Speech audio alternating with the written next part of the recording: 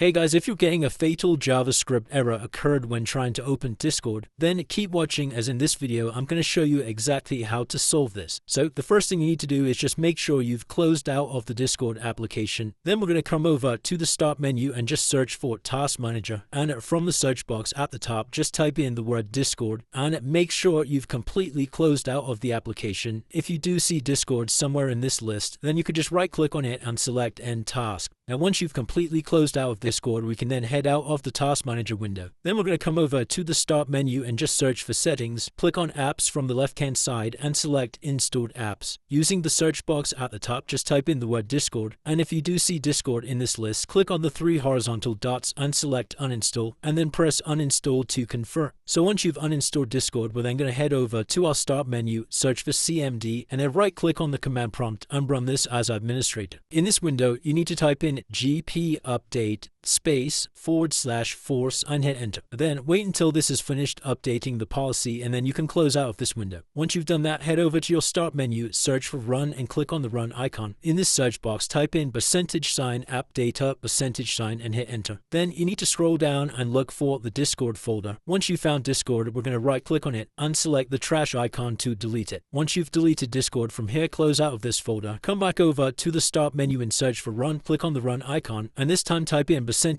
local app data $, and hit enter. And once again, scroll down until you see the Discord folder, and we're going to right click on it and select the trash icon to delete it. Now once you've deleted both of these folders, you'll then need to head over to an internet browser, head over to the Discord website, and we're just going to re-download Discord to our computer. Once Discord's finished downloading, you can open up the setup file, and now you'll be able to reinstall this to your computer and it should work without any issues. If you did find this video helpful, then let me know in the comments and I'll see you in the next one.